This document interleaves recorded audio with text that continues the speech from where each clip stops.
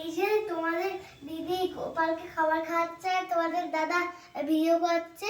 আজকে বিকানিরে অনেক বারে বৃষ্টি পড়ছে, তাই জন্য খাবার খাওয়াচ্ছে।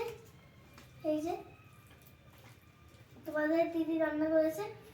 এখানে এমনি রাজস্থানে প্রচুর ঠান্ডা পড়ে শীতকালে, তারপর কাল থেকে প্রচুর বৃষ্টি পড়ছে বাইরে। আর আমাদের যা গোছানো ফোছানো একটু আর কি হাতের নাগালে এসছে, পুরোটা এখনও কমপ্লিট হয়নি।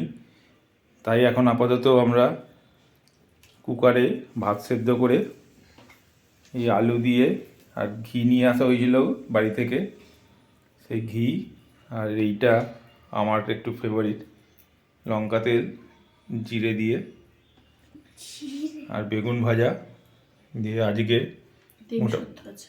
হ্যাঁ ডিম সেদ্ধটা তো আমরা খাবো এখন, গপুকে খাওয়ানো হচ্ছে বলে ডিমটা এখানে নিয়ে এসে টাচ করা হয়নি।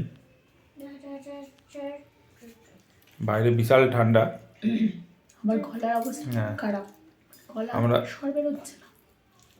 ঘরে রুম হিটার লাগানো আছে বলে একটু ঘরটা একটু গরম, কিন্তু রান্নাঘর বা বারান্দা গেলে গলা খারাপ, তাই কথা বলতে পারছে, তাই তোমাদের দাদা কথা বলছে।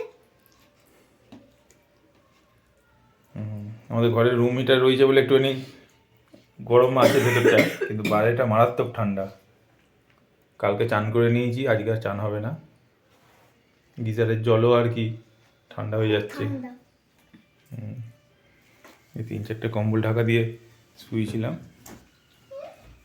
ঠিক আছে, খাইয়ে নেওয়া হোক, আবার পরে ভিডিও দেওয়া হবে। কালকে আমরা মেলা গিয়েছিলাম, কালকে মেলার ভিডিওটাও দেবো, দেখবেন এটা।